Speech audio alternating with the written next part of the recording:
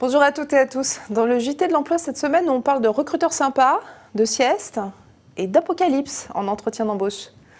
Alors on commence avec deux exemples d'employeurs aux petits soins pour leurs jeunes salariés. Et oui, ça existe. D'abord, on a repéré pour vous une entreprise qui a décidé de rénover un immeuble pour loger ses nouveaux embauchés.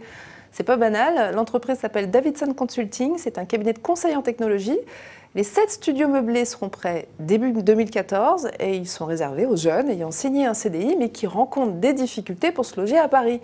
Ils pourront y rester 1 an, mais pas plus, moyennant un loyer de 600 € mensuels. Ce qui est plutôt raisonnable pour des surfaces de 16 à 30 mètres carrés, sans compter les parties communes et le petit jardin, le tout situé au Petit Clamart, près de Paris. Une opération qui a pas pour but d'être rentable financièrement, précise Edward Mendelkern, le PDG de Davidson Consulting, puisque la rénovation va lui coûter environ 100 000 € du mètre carré. Mais c'est le bénéfice social qu'il vise. Résoudre les galères de logement, c'est un bon argument pour attirer et recruter les bons candidats. Autre initiative à saluer, celle de ST Microelectronics, basée à Grenoble, qui propose à des PME de la région de recruter ses salariés en alternance. Comme chaque année, le fabricant de semi-conducteurs a formé plus d'étudiants en alternance qu'il ne peut en embaucher, et jusque-là, rien d'étonnant, mais pour éviter d'abandonner à leur sort ces jeunes qu'il n'embauchera pas, ST organise carrément dans ses locaux un forum emploi, lundi prochain, le 9 septembre, pour les aider à décrocher un job chez les autres. 29 PME seront présentes et pourront ainsi faire passer des entretiens sur place à ces jeunes de niveau Bac Pro, à Bac plus 5-6 et diplômés, entre autres, en microélectronique et système embarqué.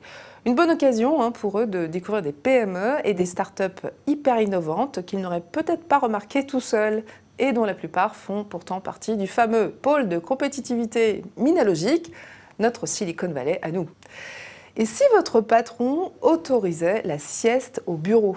Ça fait rêver, mais l'idée fait peut-être son chemin dans l'esprit de certains patrons, du moins ceux qui ont assisté à l'université d'été du MEDEF la semaine dernière. Le fabricant de la machine à sieste que vous voyez là a réussi un beau coup de pub auprès d'eux. Et c'est tant mieux, car certains de ces boss ont semblé très inspirés par la chose. Et l'autre bonne nouvelle, c'est que 2 centres d'appel basés à Lyon viennent de tester cet engin, baptisé Calm Space, et qu'ils en sont très contents. Ils pourraient donc bien faire des émules. Il est désormais, il faut dire, scientifiquement prouvé qu'une sieste de 20 minutes en milieu de journée améliore la productivité notablement. Ne reste plus qu'à trouver les moyens de la financer, car cette jolie bulle coûte quand même 15 000 € à l'achat ou 900 € par mois en location. Alors si vous êtes parisien, courez voir cette exposition inédite. Elle réunit une 50aine de dessins de presse des plus grandes plumes françaises dans la galerie Soufflot de l'université Panthéon-Sorbonne. Temps de travail, entretien d'embauche, parité homme-femme, restructuration. Parfaitement caricaturaux et déprimants comme vous le voyez, le travail y est vu la plupart du temps que comme l'expérience d'une domination ou d'une soumission. Alors, ces dessins se font-ils l'écho des questions relatives au travail en France, comme le défendent les organisateurs? Vous pouvez aller vous faire une idée sur place. Et si vous n'êtes pas parisien, sachez qu'un livre regroupant ces dessins et des analyses d'experts est paru chez Cherche Midi Éditeur. La prochaine fois que vous passerez un entretien d'embauche, méfiez-vous des fenêtres. Le fabricant de téléviseurs LG vient de concocter une campagne de pub assez terrifiante. Regardez plutôt. La scène se passe dans le bureau d'un recruteur, le candidat s'installe, il pense passer un entretien normal, et tout à coup, son regard est attiré vers la fenêtre où une météorite est en train de s'écraser sur Terre. Une image tellement plus vraie que nature que les candidats croient réellement vivre une fin du monde. Une campagne de promo destinée à valoriser la qualité des téléviseurs HD de la marque, pas sûr que les candidats piégés aient envie de l'acheter en tout cas.